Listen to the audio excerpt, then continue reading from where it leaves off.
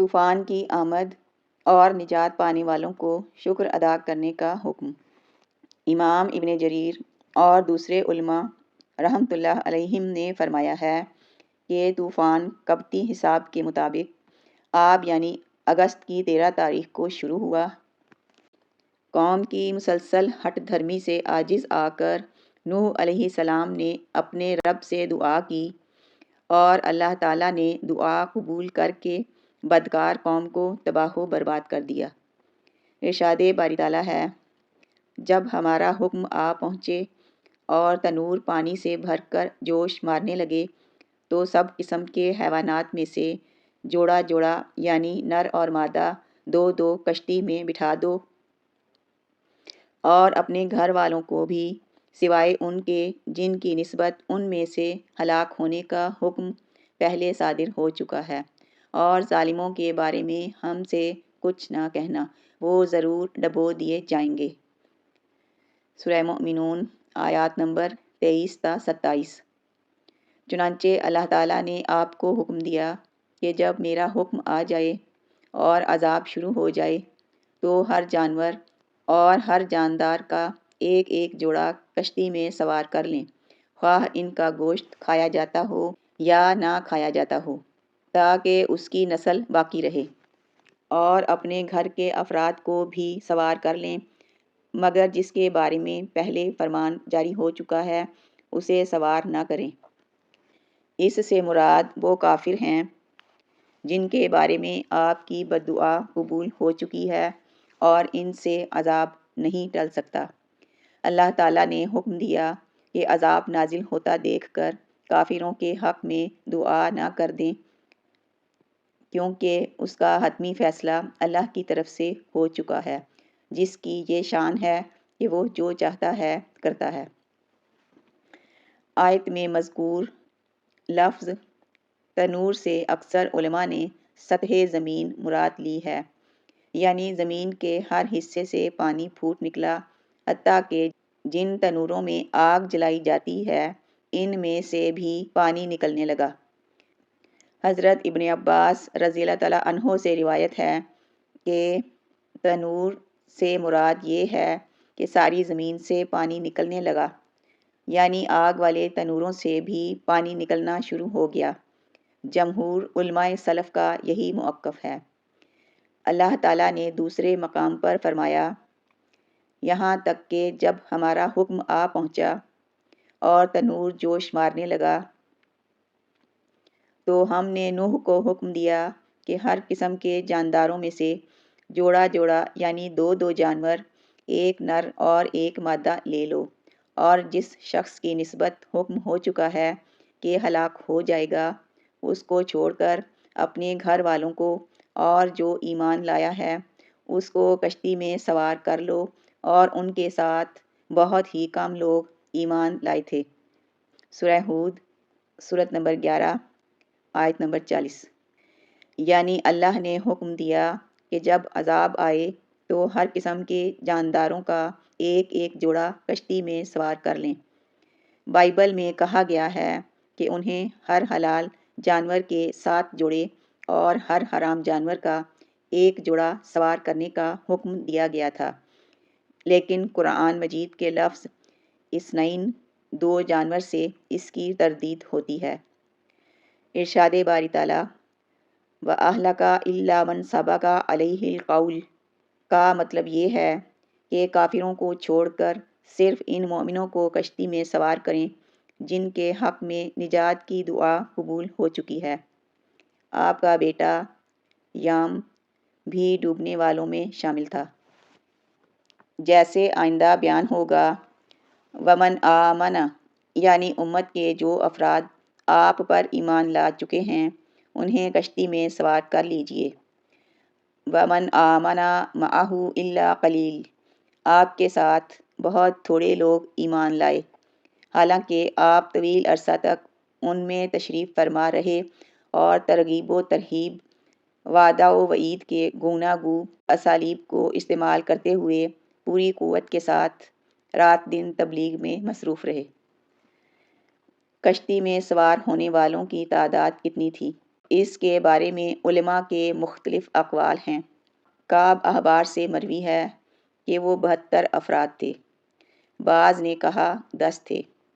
ایک قول کے مطابق کشتی میں سوار ہونے والوں میں حضرت نوح علیہ السلام خود، ان کے 3 بیٹے اور ایمان نہ لا کر غرق ہو جانے والے یام کی بیوی سمیت نوح علیہ السلام کی 4 بہویں شامل تھیں۔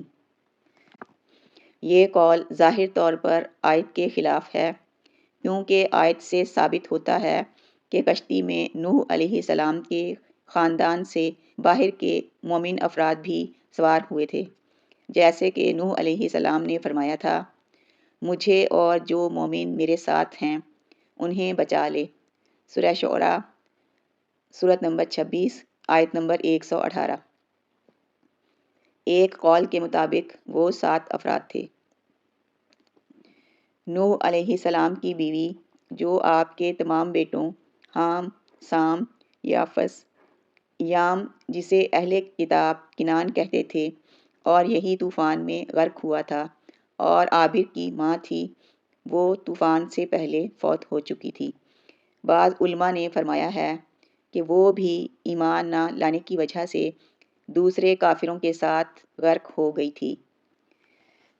اہل کتاب کا کہنا ہے کہ وہ کشتی میں موجود تھی، ہو سکتا ہے وہ بعد میں کافر ہو گئی ہو، البتہ پہلا قول زیادہ صحیح ہے، کیونکہ نوح علیہ السلام نے عرض کیا تھا، کسی کافر کو روئے زمین پر بسا نہ رہنے دے۔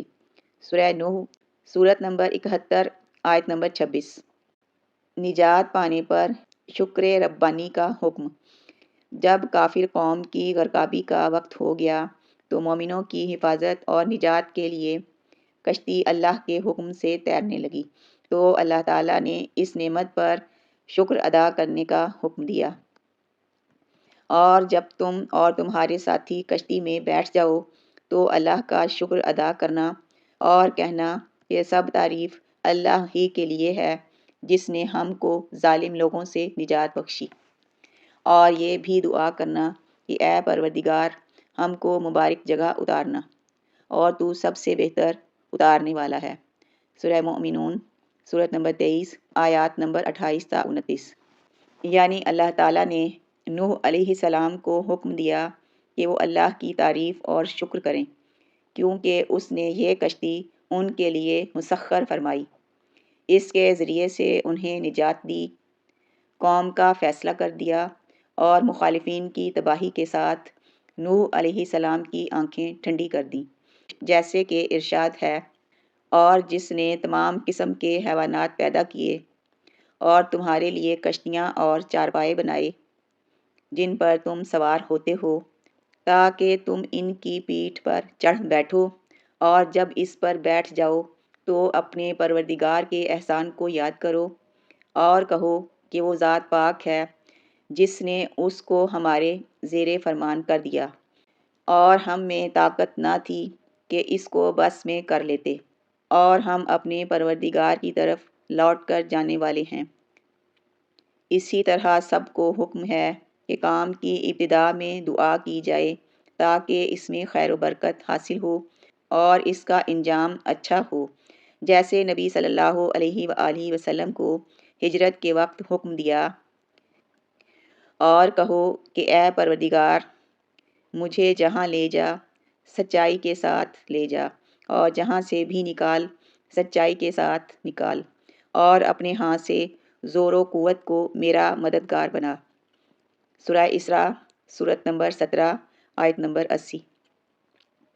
نوح علیہ السلام نے اللہ تعالیٰ کے اس حکم کی تعمیل کی اور ساتھیوں سے فرمایا، اس کشتی میں سوار ہو جاؤ، اللہ ہی کے نام سے اس کا چلنا اور ٹھہرنا ہے، بے شک میرا پروردگار بخشنے والا مہربان ہے۔ سورہ ہود سورت نمبر 11 آیت نمبر 41۔ یعنی اس کے چلنے کی ابتدا و انتہا اللہ کے نام سے ہے۔ میرا رب بخشنے والا رحم کرنے والا ہے، لیکن ساتھ ہی وہ سخت سزا دینے والا بھی ہے، اس لیے اس کا عذاب مجرموں پر آ کر رہتا ہے، جیسے ان لوگوں پر آیا جنہوں نے اس کے ساتھ کفر کیا اور غیر اللہ کی عبادت کی۔ طوفان نوح کی کیفیت اور نوح علیہ السلام کے بیٹے کی غرقابی۔ ارشاد باری تعالیٰ ہے، اور وہ ان کو لے کر طوفان کی لہروں میں چلنے لگی۔ لہریں کیا تھیں؟ گویا کے پہاڑ تھے۔ سورہ ہود، سورت نمبر 11، آیت نمبر 42۔ اس کی وجہ یہ تھی کہ اللہ تعالیٰ نے آسمان سے ایسی شدید بارش نازل فرمائی جو زمین پر اس سے پہلے کبھی نہیں ہوئی تھی، نہ بعد میں کبھی ہوگی۔ یوں لگتا تھا جیسے مشکوں کے منہ کھول دیے گئے ہوں، اور اللہ کے حکم سے زمین پر ہر راستے اور ہر قطعے سے پانی پھوٹنے لگا، جیسے کہ اللہ تعالیٰ نے فرمایا ہے۔ تو نوح نے اپنے پروردگار سے دعا کی کہ الہی، میں ان کے مقابلے میں کمزور ہوں، تو ان سے بدلہ لے۔ پس ہم نے زور کے مہ سے آسمان کے دہانے کھول دیے اور زمین میں چشمے جاری کر دیے، تو پانی ایک کام کے لیے جو مقدر ہو چکا تھا جمع ہو گیا، اور ہم نے نوح کو ایک کشتی پر جو تختوں اور میخوں سے تیار کی گئی تھی سوار کر لیا۔ وہ ہماری آنکھوں کے سامنے چلتی تھی۔ یہ سب کچھ اس شخص کے انتقام کے لیے کیا گیا جس کو کافر مانتے نہ تھے۔ سورہ قمر، سورت نمبر 54، آیات نمبر 10 تا 14۔ اللہ تعالیٰ نے مزید فرمایا، جب پانی طغیانی پر آیا تو ہم نے تم لوگوں کو کشتی پر سوار کر لیا تاکہ اس کو تمہارے لیے یادگار بنائیں اور یاد رکھنے والے کان اسے یاد رکھیں۔ کئی مفسرین نے فرمایا ہے کہ پانی بلند ترین پہاڑ سے بھی 15 ہاتھ بلند تھا۔ بائبل میں یہی لکھا ہوا ہے۔ حضرت ابن عباس رضی اللہ تعالیٰ عنہ نے فرمایا کہ پانی کثرت سے نکل آیا، یعنی مشرق سے مغرب تک ساری زمین کے طول و عرض میں، میدانوں، پہاڑوں، صحراؤں اور چٹیل میدانوں میں ہر جگہ آیا، جس کے نتیجے میں ہر زندہ چیز ہلاک ہو گئی۔ ارشاد باری تعالیٰ ہے، اس وقت نوح نے اپنے بیٹے کو پکارا جو کہ کشتی سے الگ تھا کہ بیٹا ہمارے ساتھ سوار ہو جا اور کافروں میں شامل نہ ہو۔ اس نے کہا کہ میں ابھی پہاڑ سے جا لگوں گا، وہ مجھے پانی سے بچا لے گا۔ انہوں نے کہا کہ آج اللہ کے عذاب سے کوئی بچانے والا نہیں اور نہ کوئی بچ سکتا ہے مگر جس پر اللہ رحم کرے۔ اتنے میں دونوں کے درمیان ایک لہر حائل ہو گئی اور وہ ڈوب کر مر گیا۔ سورہ ہود، سورت نمبر 11، آیات نمبر 42 تا 43۔ یہ نوح علیہ السلام کا بیٹا یام تھا جو سام، حام اور یافس کا بھائی تھا۔ بعض علماء نے اس کا نام کنان بتایا ہے۔ وہ کافر اور فاسق تھا۔ اس نے اپنے والد کا سچا دین قبول نہ کیا، اس لیے ہلاک ہونے والوں کے ساتھ ہلاک ہو گیا، جبکہ آپ کا دین و مذہب قبول کرنے والے نجات پا گئے، حالانکہ وہ ان سے نسبی تعلق نہیں رکھتے تھے، اور طوفان ختم ہو گیا۔ ارشاد باری تعالیٰ ہے، اور حکم دیا گیا کہ اے زمین اپنا پانی نگل جا اور اے آسمان تھم جا، تو پانی خشک ہو گیا اور کام تمام کر دیا گیا، اور کشتی کوہ جودی پر جا ٹھہری، اور کہہ دیا گیا کہ بے انصاف لوگوں پر لعنت۔ سورہ ہود، سورت نمبر 11، آیت نمبر 44۔ یعنی جب زمین پر کوئی ایسا انسان باقی نہ رہا جو اللہ کے سوا کسی کی عبادت کرتا ہو، تو اللہ نے زمین کو حکم دیا کہ اپنا پانی نگل لے، اور آسمان کو حکم دیا کہ بارش برسانا بند کر دے۔ چنانچہ پانی اترنے لگا اور مجرموں کو وہ سزا مل گئی جس کا اللہ نے فیصلہ کر رکھا تھا۔ وہ اپنی بدعمالیوں کی وجہ سے اللہ کی رحمت و مغفرت سے محروم رہے۔ چنانچہ پانی اترنے لگا اور مجرموں کو وہ سزا مل گئی جس کا اللہ نے فیصلہ کر رکھا تھا۔ وہ اپنی بدعمالیوں کی وجہ سے اللہ کی رحمت و مغفرت سے محروم رہے۔ اس کے بعد اللہ تعالیٰ نے بیان فرمایا ہے کہ نوح علیہ السلام نے اپنے بیٹے کے حق میں رب سے دعا فرمائی اور سوال کیا کہ وہ کیوں غرق ہوا۔ اس سوال کا مقصد محض حصول علم تھا، یعنی اے اللہ، تو نے مجھ سے میرے اہل و عیال کو بچانے کا وعدہ فرمایا تھا، پھر میرا بیٹا کیوں غرق ہو گیا، حالانکہ وہ بھی میرے اہل و عیال میں شامل تھا۔ اللہ تعالیٰ نے فرمایا، وہ تیرے گھرانے کے ان افراد میں شامل نہیں تھا جن کی نجات کا وعدہ کیا گیا تھا، کیونکہ یہ فرمایا گیا تھا اور اپنے گھر والوں کو بھی بٹھا لو سوائے ان کے جن کے حق میں ان میں سے ہلاک ہونے کا حکم صادر ہو چکا ہے۔ سورہ مومنون سورۃ نمبر 23 آیت نمبر 27۔ اور وہ ان افراد میں شامل تھا جن کے غرق کیے جانے کا فیصلہ ہو چکا تھا، اس لیے وہ اہل ایمان سے الگ ہو کر کفار سے مل گیا اور انہی کے انجام سے دو چار ہوا۔ اس کے بعد اللہ تعالیٰ نے حکم دیا، اے نوح، ہماری طرف سے سلامتی اور برکتوں کے ساتھ جو تم پر اور تمہارے ساتھ کی جماعتوں پر نازل کی گئی ہیں اتر آؤ، اور کچھ اور جماعتیں ہوں گی جن کو ہم دنیا کے فوائد سے بہرہ ور کریں گے، پھر ان کو ہماری طرف سے دردناک عذاب پہنچے گا۔ سورہ ہود سورۃ نمبر 11 آیت نمبر 48۔ جب زمین کی سطح سے پانی خشک ہو گیا اور زمین پر رہنا اور چلنا پھرنا ممکن ہو گیا تو نوح علیہ السلام کو حکم دیا گیا کہ کشتی سے اتر آئیں جو طویل عرصہ پانی میں چلتی رہی تھی اور آخر کار مشہور پہاڑ جودی پر ٹھہر گئی۔ حضرت نوح علیہ السلام کی اولاد اور ان کی اپنے بیٹوں کو وصیت۔ آج کل زمین میں انسانوں کی جتنی اقوام ہیں سب نوح علیہ السلام کے بیٹوں سام، حام اور یافس کی طرف منسوب ہیں۔ حضرت سعید بن مسیب رحمۃ اللہ نے فرمایا، نوح علیہ السلام کے 3 بیٹے تھے، سام، یافس اور حام، اور ان تینوں کے 3 بیٹے تھے۔ سام کی نسل سے عربی، فارسی اور رومی وجود میں آئے۔ یافس کی نسل سے ترک، سقبالیہ اور یاجوج ماجوج پیدا ہوئے، اور حام کی نسل سے قبطی، سوڈانی اور بربر اقوام ہیں۔ ایک قول کے مطابق نوح علیہ السلام کے یہ تینوں بیٹے طوفان کے بعد پیدا ہوئے تھے۔ صحیح بات یہ ہے کہ نوح علیہ السلام کے تینوں بیٹے اپنی بیویوں اور والدہ سمیت کشتی میں موجود تھے، جیسے کہ تورات میں اس بات کی صراحت موجود ہے۔ حضرت عبداللہ بن عمر رضی اللہ تعالیٰ عنہ سے روایت ہے، انہوں نے فرمایا، ہم لوگ رسول اللہ صلی اللہ علیہ وآلہ وسلم کی خدمت میں حاضر تھے کہ ایک بدو آیا۔ اس نے سیحان یعنی شام کے ایک شہر کا بنا ہوا جبہ پہنا ہوا تھا جس کو ریشم کے بنے ہوئے بٹن لگے ہوئے تھے۔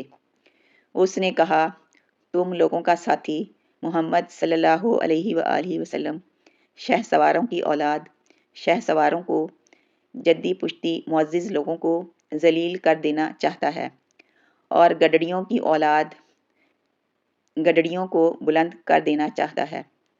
نبی صلی اللہ علیہ وآلہ وسلم نے اس کا جبہ گریبان سے پکڑ کر فرمایا، میں تجھے بے عقلوں کا لباس پہنے ہوئے دیکھ رہا ہوں۔ پھر فرمایا، جب نوح علیہ السلام کی وفات کا وقت آیا تو انہوں نے اپنے بیٹے سے فرمایا، میں تجھے ایک نصیحت کرتا ہوں، میں تجھے 2 کام کرنے کا حکم دیتا ہوں اور 2 کاموں سے منع کرتا ہوں۔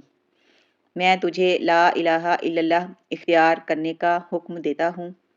اگر ترازو کے ایک پلڑے میں 7 آسمان اور 7 زمینیں رکھ دی جائیں اور دوسرے پلڑے میں لا الہ الا اللہ رکھا جائے تو لا الہ الا اللہ والا پلڑا زیادہ وزنی ہونے کی وجہ سے جھک جائے گا۔ اگر 7 آسمان اور 7 زمینیں ایک بند ہلکا بن جائیں تو لا الہ الا اللہ انہیں جدا جدا کر دے گا۔ اور میں تجھے سبحان اللہ و بحمدہ پڑھنے کا حکم دیتا ہوں، کیونکہ یہ ہر مخلوق کی تسبیح ہے اور اسی کی برکت سے مخلوق کو رزق ملتا ہے۔ اور میں تجھے شرک اور تکبر سے منع کرتا ہوں۔ میں نے عرض کیا، اللہ کے رسول صلی اللہ علیہ وآلہ وسلم، اس شرک سے تو ہم واقف ہیں، لیکن تکبر کا کیا مطلب ہے؟ کیا یہ بات تکبر ہے کہ کسی کے جوتے اچھے ہوں، جن کے تسمے خوبصورت ہوں؟ فرمایا نہیں۔ میں نے کہا، کیا یہ تکبر ہے کہ کسی کے پاس حلہ یعنی چادروں کا جوڑا ہو اور وہ اسے پہن لے؟ فرمایا نہیں۔ میں نے کہا، یا یہ ہے کہ کسی کے پاس سواری کے لیے جانور ہو؟ فرمایا نہیں۔ میں نے کہا، یا یہ ہے کہ کسی کے دوست ہوں جو اس کے پاس بیٹھتے ہوں؟ فرمایا نہیں۔ میں نے عرض کیا، اللہ کے رسول صلی اللہ علیہ وآلہ وسلم، پھر تکبر ہوتا کیا ہے؟ فرمایا، حق کا انکار کرنا اور لوگوں کو حقیر جاننا۔ حضرت نوح علیہ السلام کا طریقِ دعوت و ارشاد۔ حضرت نوح علیہ السلام توحید الہی کے پہلے داعی ہیں۔ سب سے پہلے آپ کی قوم نے بزرگوں کے بت بنا کر ان کی پوجا شروع کی اور اللہ وحدہ لا شریک کے ساتھ شرک کے مرتکب ہوئے۔ آپ نے 950 سال تک اس مشرک قوم کو توحید کی دعوت دی اور ان کی طرف سے ملنے والی ایذا اور مصائب پر نہایت صبر و تحمل سے کام لیا۔ داعیان توحید و رسالت کے لیے ان کی زندگی میں شاندار اسوہ حسنہ ہے۔ آپ کی زندگی اور تاریخی دعوت سے توحید کا مطالعہ کرنے والے کو نیا عزم، یقین محکم اور تازہ ولولہ نصیب ہوتا ہے۔ آئیے ان کے طریقِ دعوت پر ایک نظر ڈالتے ہیں۔ آپ کی 100 سالہ دعوت کے طریقۂ کار کو مندرجہ ذیل نکات میں پیش کیا جا سکتا ہے۔ ایک مدت تک دعوت کو خفیہ رکھنا اور پھر علانیہ دعوت دینا۔ جیسا کہ ارشاد ہے، اے میرے پروردگار، میں نے اپنی قوم کو تیری طرف رات دن بلایا، پھر میں نے انہیں بآواز بلند بلایا، اور بے شک میں نے ان سے علانیہ بھی کہا اور چپکے چپکے بھی۔ سورہ نوح، سورت نمبر 71، آیات نمبر 5، 8، 9۔ قوم کی تند روی کے جواب میں نرمی اور شیریں کلامی۔ آپ نے قوم کے تلخ و تند سوالات اور بد تہذیبی کا جواب ہمیشہ نرمی، مہربانی اور شیریں زبان سے دیا۔ قوم کے جھٹلانے، گمراہ کہنے، غریب پیروکاروں پر طعن و تشنیع کا اور رؤسائے قوم کی بد زبانیوں کا جواب اس میٹھے انداز میں دیا۔ فرمایا، اے میری قوم، مجھ میں تو ذرا بھی گمراہی نہیں، لیکن میں پروردگار عالم کا رسول ہوں۔ سورہ اعراف، سورت نمبر 7، آیت نمبر 61۔ راہ حق میں آنے والی مشکلات اور استہزاء کرنے والوں کی پرواہ نہ کرنا۔ آپ نے اپنے طویل عرصۂ دعوت و ارشاد میں کبھی مخالفین کی کثرت اور ان کے تمسخر اور ایذاؤں کی پرواہ نہیں کی، بلکہ قلیل ساتھیوں کے باوجود اپنا مشن دن رات جاری رکھا اور کبھی بھی آپ کے پایۂ ثبات میں نازش نہ آئی۔ قوم کو اللہ تعالیٰ کی نعمتوں اور احسانات کی یاد دہانی۔ آپ نے قوم کو اللہ تعالیٰ کی بے شمار نعمتوں اور بے پناہ احسانات کی یاد دلائی تاکہ وہ پروردگار پر ایمان لے آئیں اور اس کے شکر گزار بندے بن جائیں۔ آپ نے قوم سے فرمایا، اللہ تعالیٰ نے تمہارے لیے زمین کو فرش بنا دیا ہے۔ سورہ نوح سورت نمبر 71 آیت نمبر 19۔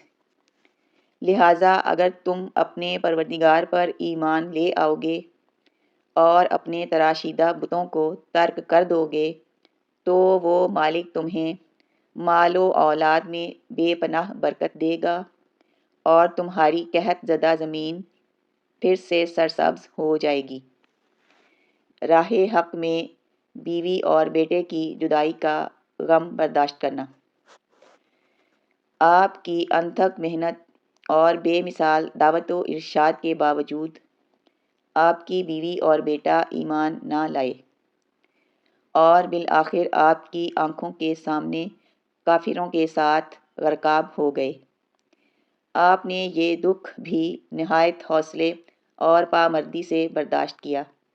اس طرح آپ تا قیامت آنے والے داعیان حق کے لیے راہ حق میں آنے والے مصائب پر صبر و تحمل کا انمول اسوہ چھوڑ گئے۔ علمی حقائق کی نقاب کشائی۔ حضرت نوح علیہ السلام کے قصے میں قرآن مجید نے متعدد علمی اور سائنسی علوم کی نقاب کشائی کی ہے، جن کی تصدیق آج کے جدید علوم اور تحقیقات سے ہو رہی ہے، یعنی جن علوم و معارف سے دنیا آج متعارف ہو رہی ہے اور ان کو جدید تحقیقات کا نام دیا جا رہا ہے، قرآن مجید 1400 سال قبل ہی ان کی خبر دے چکا ہے۔ اس سلسلے میں 2 مثالیں ذکر کی جاتی ہیں۔ قرآن مجید میں ارشاد باری تعالیٰ ہے، اور ان میں چاند کو خوب جگمگاتا بنایا ہے اور سورج کو روشن چراغ بنایا ہے۔ سورہ نوح سورت نمبر 71 آیت نمبر 16۔ اللہ تعالیٰ نے اس ارشاد مبارک میں سورج کو دہکتے ہوئے روشن چراغ سے تشبیہ دی ہے، یعنی ایسا چراغ جو تیل وغیرہ سے جلایا جائے اور وہ ایک شعلے سے جلے۔ ایسے چراغ کی روشنی ذاتی ہوتی ہے۔ جدید سائنسی تحقیقات نے ثابت کیا ہے کہ سورج شعلہ زن گیسوں کا مجموعہ ہے۔ اس کی روشنی اور طاقت کا سرچشمہ اس کی سطح کے اندر ہونے والے ایٹمی دھماکے ہیں۔ اس طرح آج کا جدید علم قرآنی علوم ہی کی حقانیت پر مہر تصدیق ثبت کر رہا ہے کہ سورج ایک شعلہ زن چراغ ہے جس کی روشنی داخلی دھماکوں کی وجہ سے ہے۔ دوسری طرف اللہ تعالیٰ نے چاند کو نور کہا ہے، یعنی وہ ایک غیر روشن ڈھیر ہے جو روشنی دوسروں سے حاصل کر کے منور ہوتا ہے۔ آج کی سائنس اسی بات کا اقرار کر رہی ہے کہ چاند خود روشن نہیں ہے بلکہ یہ سورج سے روشنی حاصل کرتا ہے۔ اسی طرح ارشاد ربانی ہے، اور تم کو زمین سے ایک خاص اہتمام سے اگایا یعنی پیدا کیا ہے۔ اس آیت کریمہ میں اللہ تعالیٰ نے یہ اعلان فرمایا ہے کہ اس نے بنی آدم کو زمین سے پیدا کیا اور اس کی زندگی کا انحصار زمین سے اگنے والی نباتات پر ہے۔ تمام حیوانات کے زندہ رہنے کے لیے زمینی نباتات ضروری ہیں۔ ماہرین حیاتیات اس بات پر متفق ہیں کہ تمام حیوانات کے زندہ رہنے کے لیے زمینی نباتات ضروری ہیں، اس لیے تمام حیوانات نباتات کھا کر یا ان حیوانات کو کھا کر زندہ ہیں۔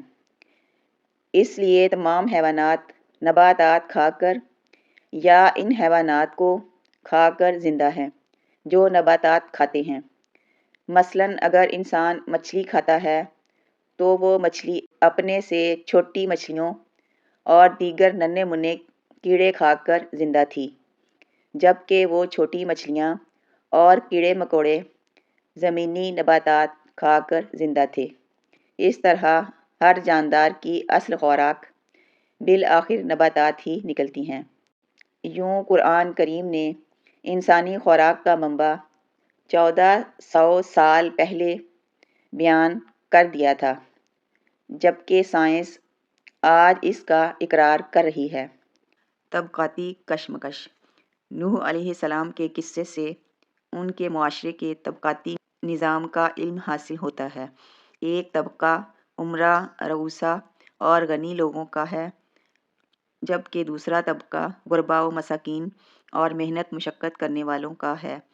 امرا کا طبقہ اپنے مال و دولت اور دنیاوی شان و شوکت کی وجہ سے حق کو قبول کرنے سے گریزاں رہتا ہے اور خیال کرتا ہے کہ جس دین کو ہمارے معاشرے کے حقیر، کمتر اور غریب لوگ قبول کریں وہ ہرگز بہتر نہیں ہو سکتا، جبکہ غربا اپنی فطرتی خوبیوں کے باعث ہمیشہ حق کو قبول کرنے میں پہل کرتے ہیں۔ نوح علیہ السلام کی قوم کے رؤسا کو غربا کے ساتھ ایمان قبول کرنے میں معاشرتی سبکی محسوس ہوتی تھی، اس لیے وہ اس نعمت جلیلہ سے محروم رہ گئے اور غریب اس راز کو پا گئے کہ عزت و شان اور اعلیٰ مقام و مرتبہ اسی کا ہے۔ نوح علیہ السلام کے دور کی طبقاتی کشمکش آج بھی عروج پر ہے، لہٰذا آج بھی ایسے رؤسا کی کمی نہیں جو غربا کے ساتھ اسلامی محافل میں شرکت کو اپنی توہین سمجھتے ہیں۔ ایسے اغنیا کی بھی کوئی قلت نہیں جو زکوٰۃ کو ٹیکس سے بدتر، حج کو خواہ مخواہ کا سفر اور تکان، روزے کو غربا پر واجب اور نماز کو انتہائی ناقابل عمل خیال کرتے ہیں، جبکہ غربا کا تقویٰ اور ایمان آج بھی قابل تحسین ہے۔ ایمان کے بغیر قرابت داری کچھ سود مند نہیں۔ نوح علیہ السلام کے قصے سے پتہ چلتا ہے کہ قرابت داری خواہ کتنی ہی گہری اور مضبوط کیوں نہ ہو، ایمان باللہ کی قائم مقام نہیں ہو سکتی،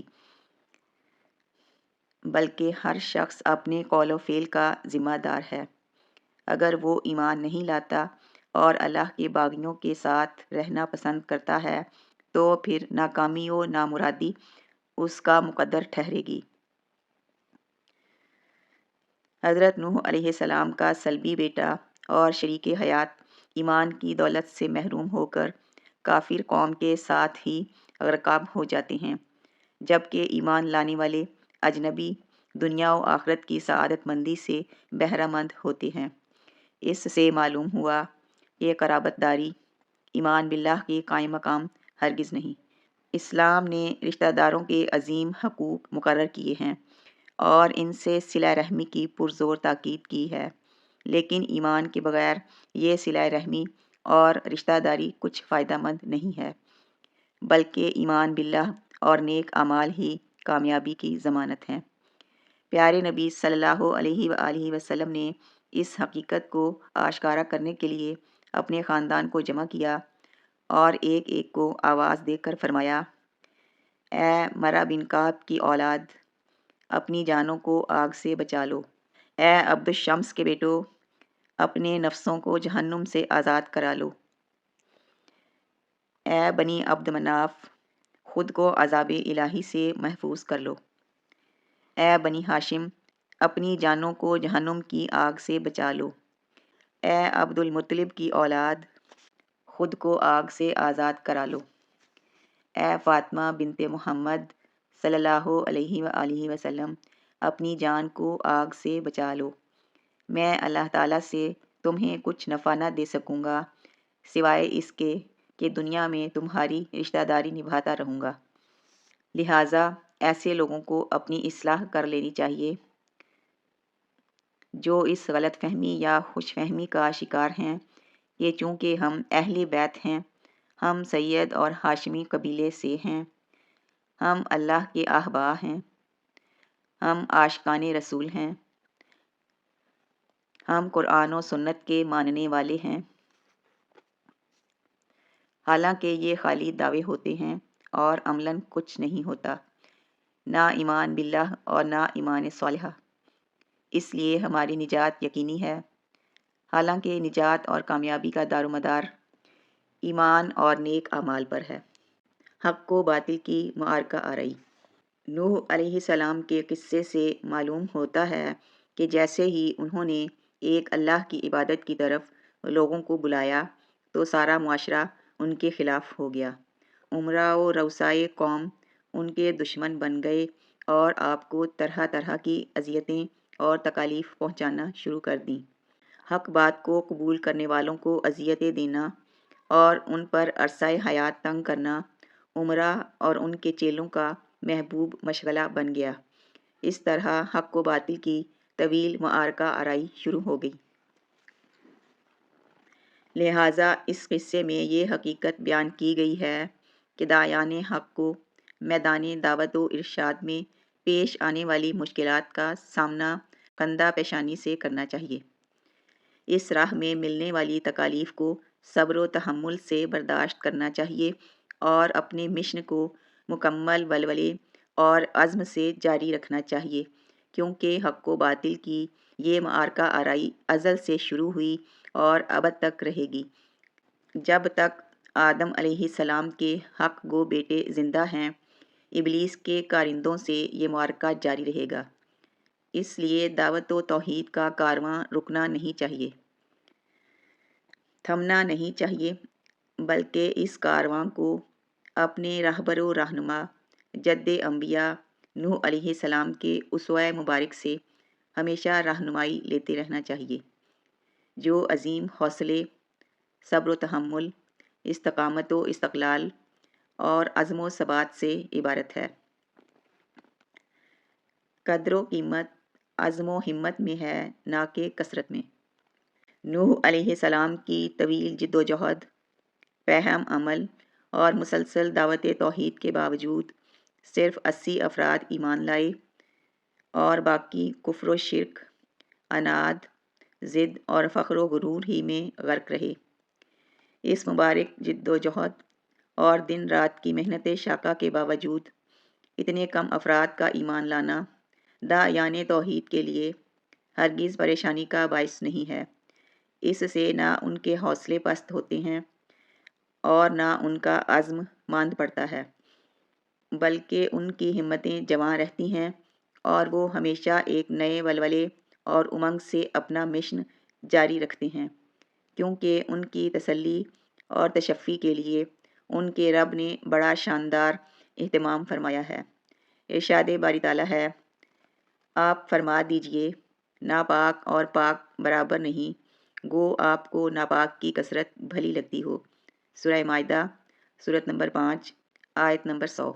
یعنی کفر و شرک کی غلاظتوں میں لتھڑے یہ لاکھوں کافر ان چند مومنوں کے برابر نہیں ہیں، بلکہ داعیان حق کی حمایت، ان کی تسلی، انہیں حوصلہ دینے کے لیے قرآن مجید میں بار بار فرمایا گیا، لیکن اکثر لوگ بے علم ہیں۔ سورہ اعراف سورۃ نمبر 7 آیت نمبر 187۔ لیکن اکثر لوگ جہالت کی باتیں کرتے ہیں۔ سورہ انعام سورۃ نمبر 6 آیت نمبر 111۔ اور ان میں اکثر لوگ ایمان والے نہیں۔ سورہ شعراء سورۃ نمبر 26 آیت نمبر 67۔ امام الانبیاء علیہ السلام نے داعیان حق کو ایمان والوں کی قلت ہونے پر تسلی دیتے ہوئے فرمایا، مجھ پر پہلی امتیں پیش کی گئیں تو میں نے دیکھا کہ ایک نبی کے ساتھ 10 سے کم پیروکار ہیں، کسی کے ساتھ 1-2 ایمان والے ہیں اور کسی کے ساتھ ایک بھی مومن نہیں۔ لہٰذا اہل توحید کے لیے افراد کی قلت پریشانی کا باعث نہیں بنتی اور نہ وہ کثرت افراد سے کبر و غرور میں مبتلا ہوتے ہیں۔ سنت الہی کا اتمام اور کافروں پر بددعا کا جواز۔ قوموں کے بارے میں اللہ تعالیٰ کا طریقہ یہ رہا ہے کہ وہ ان میں رسول بھیج کر، کتب نازل کر کے انہیں ایمان لانے اور راہ حق کو اپنانے کا موقع دیتا ہے۔ جب نبی اپنی قوم کو پیغام ربانی پہنچا دیتا ہے اور اس کی تبلیغ مکمل ہو جاتی ہے تو اللہ تعالیٰ کا فیصلہ اور وعدہ اس قوم پر پورا ہو جاتا ہے۔ جب تک مومن قوم میں موجود رہتے ہیں ان کی مہلت باقی رہتی ہے، لیکن جیسے ہی معاشرہ صالح لوگوں سے خالی ہو جاتا ہے بد کردار اور گناہ گاروں پر عذاب الہی آ جاتا ہے، جیسا کہ حضرت نوح علیہ السلام کی قوم کے ساتھ بھی ہوا۔ نوح علیہ السلام مومنوں کو لے کر کشتی میں سوار ہو کر بستی سے نکل گئے تو باقی لوگ غرقاب کر دیے گئے۔ حضرت نوح علیہ السلام کے قصے سے یہ بھی معلوم ہوتا ہے کہ جب کفار پر اتمام حجت ہو جائے، ان کی سرکشی اور بدمعاشی حد سے بڑھ جائے اور مومن مغلوب ہو جائیں تو کفار کے خلاف بد دعا کی جا سکتی ہے، جیسا کہ نوح علیہ السلام نے اپنے رب کو مدد کے لیے پکارتے ہوئے التجا کی تھی، ربی انی مغلوب فانتصر، اے میرے رب میں بے بس ہوں، تو میری مدد کر۔ سورہ قمر سورت نمبر 54 آیت نمبر 10۔ نیز دعا کی، اے میرے رب تو روئے زمین پر کسی کافر کو رہنے سہنے والا نہ چھوڑ، اگر تو انہیں چھوڑ دے گا تو یقیناً یہ تیرے اور بندوں کو بھی گمراہ کر دیں گے اور یہ کافر اور ڈھیٹ کافروں ہی کو جنم دیں گے۔ سورہ نوح سورت نمبر 71 آیات نمبر 26 تا 27۔ نبی اکرم صلی اللہ علیہ وآلہ وسلم نے امت محمدیہ کو کفار کے غلبے اور ان کے شر کے عروج پر دعائے قنوت نازلہ مانگنے کا حکم دیا ہے۔ خود بھی ایسے حالات میں قنوت نازلہ پڑھی۔ مومنوں کی آزمائش۔ نوح علیہ السلام کے قصے سے یہ سبق بھی ملتا ہے کہ اللہ تعالیٰ اپنے مومن بندوں کی آزمائش بھی کرتا ہے، ان کے ایمان کا امتحان لیتا ہے اور ان کی ابتلا سے انہیں ایمان میں پختگی اور اعتماد و یقین عطا کرتا ہے۔ یہ امتحان کبھی انفرادی ہوتا ہے اور کبھی اجتماعی۔ ارشاد باری تعالیٰ ہے، یقیناً اس میں بڑی بڑی نشانیاں ہیں اور ہم بے شک آزمائش کرنے والے ہیں۔ سورہ مومنون سورت نمبر 23 آیت نمبر 30۔ مومنوں کی یہ آزمائش کئی طریقوں سے ہو سکتی ہے، جیسا کہ ارشاد باری تعالیٰ ہے، اور ہم کسی نہ کسی طرح تمہاری آزمائش ضرور کریں گے، دشمن کے ڈر سے، بھوک پیاس سے، مال و جان اور پھلوں کی کمی سے، اور ان صبر کرنے والوں کو خوشخبری دے دیجئے جنہیں جب کوئی مصیبت آتی ہے تو کہہ دیا کرتے ہیں کہ ہم تو خود اللہ تعالیٰ کی ملکیت ہیں اور ہم اسی کی طرف لوٹنے والے ہیں، ان پر ان کے رب کی نوازشیں اور رحمتیں ہیں اور یہی لوگ ہدایت یافتہ ہیں۔ سورہ بقرہ سورت نمبر 2 آیات نمبر 155 تا 157۔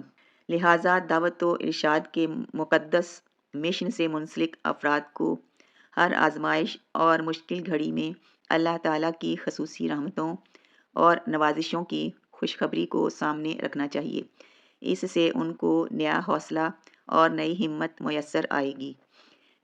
اس کے برعکس کفار کو اللہ تعالیٰ مہلت دیتا ہے، وہ اپنے دنیاوی مال و دولت اور شان و شوکت میں مگن رہتے ہیں حتیٰ کہ انہیں عذاب الہی چاروں طرف سے گھیر لیتا ہے اور وہ دنیا اور آخرت میں عظیم خسارے سے دوچار ہو جاتے ہیں۔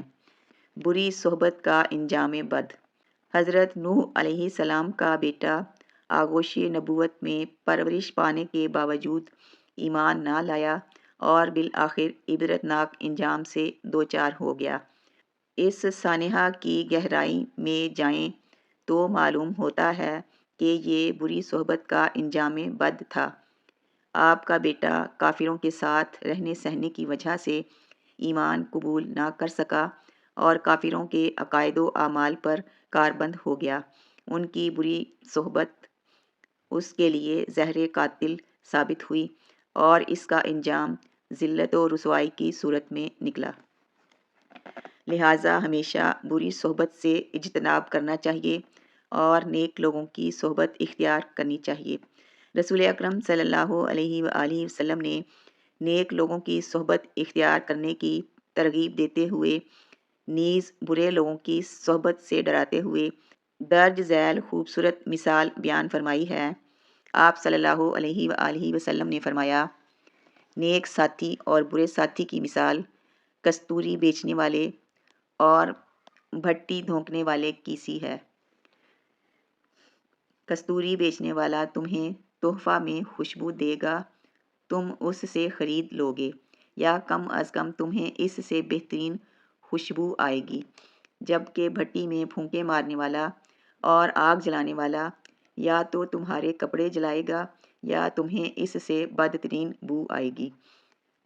اس لیے نیک لوگوں سے تعلقات استوار کرنے چاہئیں، جبکہ برے لوگوں کی محفل و مجلس سے کنارہ کش رہنا چاہیے، کہ اسی میں دین و دنیا کی عافیت مضمر ہے۔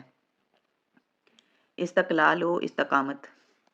دعوت حق کی کامیابی و کامرانی کے لیے صبر و ثبات، تحمل و برداشت اور استقلال و استقامت بنیادی شرط ہے۔ حضرت نوح علیہ السلام کی طویل جد و جہد سے داعیان حق کو راہ حق میں آنے والی مشکلات کا سامنا کرنے کے لیے نئی ہمت، نیا ولولہ اور نیا جذبہ ملتا ہے۔ لہٰذا داعیان توحید کو حالات کی ناسازی، راستے کی دشواری، ساتھیوں کی قلت اور تنگ دستی کو کبھی خاطر میں نہ لانا چاہیے، کیونکہ مومن جتنا بھی کمزور ہو، اس کا دشمن کتنا ہی مضبوط کیوں نہ ہو، بالآخر مومن کامیاب رہتا ہے اور کافر اپنے مہلک ہتھیاروں، کارگر چالوں اور بے پناہ وسائل کے باوجود ناکام و نامراد رہتا ہے۔ شرط صرف یہ ہے کہ مومن اپنے رب پر بھروسہ کر کے صبر کا دامن تھام کر راہ حق میں آنے والی مشکلات کے سامنے سینہ سپر ہو جائے، پھر اسے نصرت الہی حاصل ہوگی اور وہ اپنے دشمن پر حاوی ہو جائے گا۔ ارشاد باری تعالیٰ ہے، اور ہم پر مومنوں کی مدد کرنا لازم ہے۔ کافر چونکہ نصرت باری تعالیٰ سے محروم ہوتے ہیں، بلکہ عذاب ان کو گھیرے ہوئے ہوتا ہے، اس لیے ناکامی و ذلت ان کا مقدر بنتی ہے۔ اللہ تعالیٰ کفار کی دنیا و آخرت میں بربادی کی خبر دیتے ہوئے فرماتا ہے، پھر کافروں کو تو میں دنیا و آخرت میں سخت تر عذاب دوں گا اور ان کا کوئی مددگار نہ ہوگا۔ سورہ آل عمران، سورت نمبر 3، آیت نمبر 56۔ بتوں کا بے حقیقت ثابت ہونا۔ حضرت نوح علیہ السلام کی قوم سے بت پرستی کی ابتدا ہوئی۔ ود، سوا، یغوث، یعوق اور نصر ان کے بڑے بڑے بتوں کے نام تھے۔ یہ در حقیقت ان کے نہایت نیک بزرگوں کے نام ہیں۔ جب یہ بزرگ فوت ہوئے تو قوم سخت غمزدہ اور افسردہ ہوئی۔ اس وقت شیطان نے انسانی شکل میں آ کر ان کو ان بزرگوں کی تصاویر بنا کر انہیں یاد رکھنے کا مشورہ دیا۔ جب یہ نسل ختم ہو گئی تو بعد میں آنے والوں کو شیطان نے یہ کہہ کر شر میں مبتلا کر دیا کہ تمہارے آباء و اجداد تو انہی کی عبادت کرتے تھے۔ اس طرح ان تصاویر کی عبادت شروع ہو گئی، جسے اتنا عروج ملا کہ عرب قوم کے اکثر قبائل بھی انہی بتوں کو پوجنے لگے۔ ان کے بارے میں ان کا عقیدہ یہ تھا کہ یہ بت انہیں روزی دیتے ہیں، مشکل کشائی کرتے ہیں، اولاد سے نوازتے ہیں اور ان کی حمایت و نصرت کرتے ہیں۔ اسی لیے جب نوح علیہ السلام نے انہیں عذاب الہی سے ڈرایا تو وہ کہنے لگے کہ ہمارے داتا ہمیں بچا لیں گے، وہ ہماری مدد کریں گے، لہٰذا آپ جو عذاب لانا چاہتے ہیں لے آئیں۔ دوسری طرف عمرہ قوم نے قوم کو حکم دیا، تم ہرگز اپنے معبودوں کو نہ چھوڑنا، نہ ود اور سوا اور یغوث اور یعوق اور نصر کو چھوڑنا۔ سورہ نوح، سورت نمبر 71، آیت نمبر 23۔ لیکن جب عذاب الہی آیا تو یہ لکڑی اور پتھر کے اندھے، بہرے، گونگے اور عقل و شعور سے عاری معبود ان کی کوئی مدد نہ کر سکے، بلکہ اپنی قوم کے ساتھ ہی غرقاب ہو گئے۔ ارشاد باری تعالیٰ ہے، چنانچہ ہم نے اسے اور اس کے ساتھیوں کو بھری ہوئی کشتی میں سوار کرا کر نجات دے دی، بعد ازاں باقی تمام لوگوں کو ہم نے ڈبو دیا۔ سورہ شعراء، سورت نمبر 26، آیات نمبر 119 تا 120۔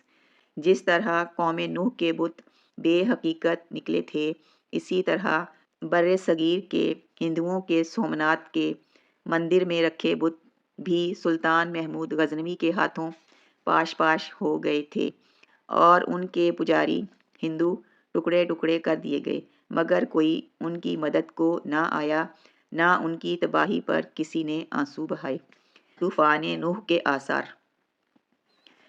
حضرت نوح علیہ السلام کی نافرمان کافر قوم طوفان سے تباہ و برباد ہو گئی، جبکہ مومنوں کو اللہ تعالیٰ نے اپنے فضل و کرم سے محفوظ و مامون رکھا۔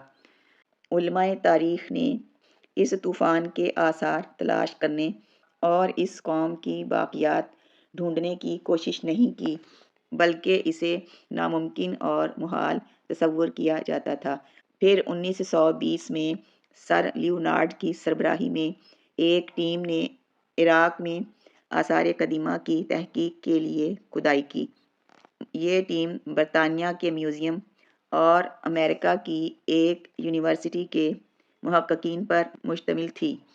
اس ٹیم نے اور کے شمال میں واقع شہر تل ابید میں کھدائی کی تو انہیں کافی گہرائی میں مدفون چکنی مٹی کے برتن، مورتیاں اور دیگر آلات ملے جو عہد قدیم میں مستعمل تھے۔ لیبارٹری ٹیسٹ سے یہ بات سامنے آئی کہ اس مدفون ذخیرے کے اجزاء دریائے فرات کے وسطی علاقے سے پانی کے ساتھ بہہ کر اس جگہ منتقل ہوئے ہیں۔ اس سے معلوم ہوا کہ اس علاقے میں بہت پہلے کوئی زبردست طوفان آیا تھا۔ محکمہ آثار قدیمہ کی اس ٹیم کی تحقیقات سے یہ بات بھی سامنے آئی کہ جس پانی نے یہ چیزیں یہاں دفن کر دی تھیں، اس کی اونچائی کم از کم 25 فٹ تھی۔ تورات میں اس طوفان کی اونچائی 26 فٹ بیان کی گئی ہے۔